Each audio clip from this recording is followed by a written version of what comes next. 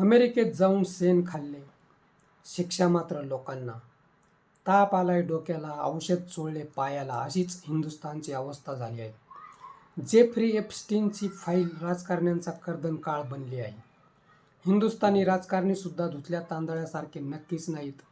म्हणूनच अमेरिकेचा बोजा हिंदुस्थानी जनतेला सहन करावा लागत आहे. राजकारणी तोंड दाबून बुक्क्यांचा मार सहन करत आहेत. राजकारण्यांसाठी लोक बोजा उचलतील सुद्धा, मात्र राजकारणी अदानीची चाकरी करत आहेत. त्यामुळे अमेरिकेत राजकारण्यांनी शेण खाल्ले असले तर जनतेने त्यांची फितरत का करावी, कशासाठी करावी? जेफ्री एप्स्टीनने पापाचे साम्राज्य उभारले होते. डॉनच्या डायरीप्रमाणे आता एप्स्टीनच्या फाईलचे एक एक पान उलगडणार आहे.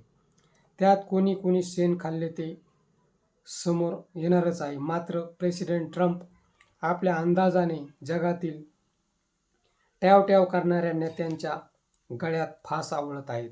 हे राजकारणी अमेरिकेला जाऊन एप्स्टीनच्या गुहेत स्वैराचार भोगत असल्याचे समोर आले आहे. अफू गांजेच्या नशेप्रमाणे अशी लत जडलेले हे नेते नेहमीच अमेरिका वारी करण्यासाठी आघाडीवर होते.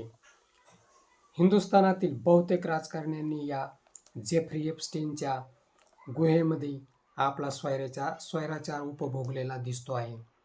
काल परत्वे ते समोर येईलच, परंतु त्यांच्यासाठी हिंदुस्थानी जनतेने आपली मान का मुरगळून घ्यावी? मित्रो, हा व्हिडिओ कसा वाटला ते कमेंट बॉक्समध्ये सांगा व ॲक्शन मराठी चॅनलला सबस्क्राईब करा.